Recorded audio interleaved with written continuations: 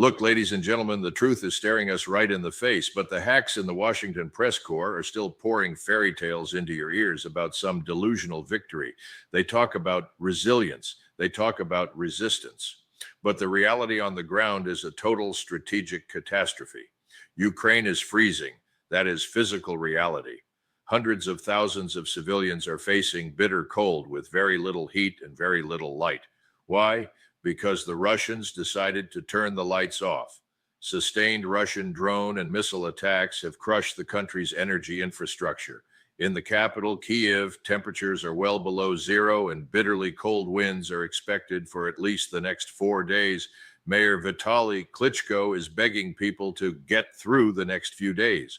But ask yourselves, get through with what? These communal heating points running on generators are band-aids on a gunshot wound. This isn't war on CNN. This is math. Russia is using kinetic power to break the viability of a nation state. And we, the fools in the Beltway, push them down this path. It is asinine. Klitschko admits the energy infrastructure is in an extremely difficult situation. But the Uniparty wants to keep feeding this meat grinder.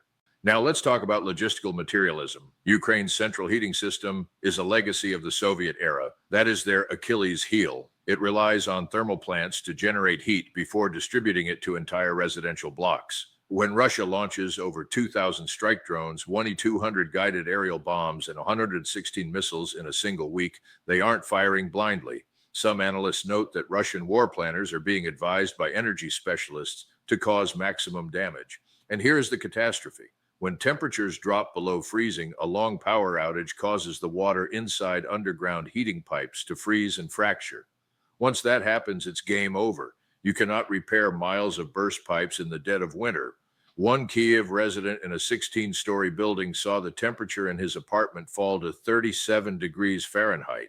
They were told repairs could take 2 months during the coldest part of the year. 2 months. Businesses are being wiped out. The Backstage Beauty Salon Network spent $400,000 on backup systems. Didn't matter. A drone hit a heating pipe and flooded the premises. Their own words, despite all this spending, weather conditions and Russian attacks prevail over the system. That is an admission of defeat. Frankly, when one side starts assassinating generals deep in the enemy rear, that reeks of desperation, not strength.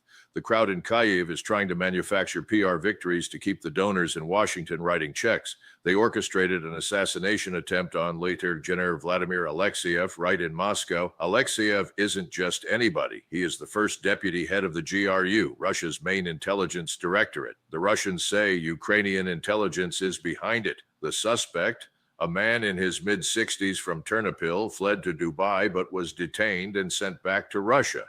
Putin even called the UAE president to thank him for the assistance. Does shooting a general fix the collapsing power grid? No, it just makes the Russians more determined. Alekseyev was the man who negotiated with Prigozhin during the Wagner mutiny. He's a serious operator. Kyiv denies it, but the pattern is clear. They killed Lieutenant General Fanil Sarvarov with a car bomb in December. They killed Lieutenant Gen. Yaroslav Moskalik before that. These are terrorist tactics used when conventional warfare has failed. It won't stop the Iskanders. It won't stop the FAB-3000s. The truth is, we are watching the collapse of a Western-manufactured illusion. Zelensky says Washington proposed an energy de-escalation initiative and that Ukraine agreed, but Russia hasn't responded. Ridiculous. Why would Russia agree to a pause when they have the absolute initiative? The Institute for the Study of War claims Russia wants to maximize the suffering of civilians. Wrong. Russia understands that war is about destroying the enemy's capacity to fight. They have modified Shahed drones with mines and cluster munitions to inflict more damage on infrastructure. Ukrenergo and DTEC admit that damage to high-voltage substations has forced a reduction in output at nuclear power plants. The system is cracking from the inside. Restoration work is futile when the enemy has fire control over your grid. We are throwing money into a black hole because of the arrogance of the globalists. They thought Russia would buckle under sanctions. Instead, Russia is adapting, modifying its weapons, and crushing our proxy force with the weight of a 24/7 industrial defense base. Look at history. In the American Civil War, General Grant understood that to defeat the South, he had to destroy their economic capacity and infrastructure. Russia is doing the same thing, but with high-tech precision. The hard truth is this: Ukraine cannot win. The math doesn't work.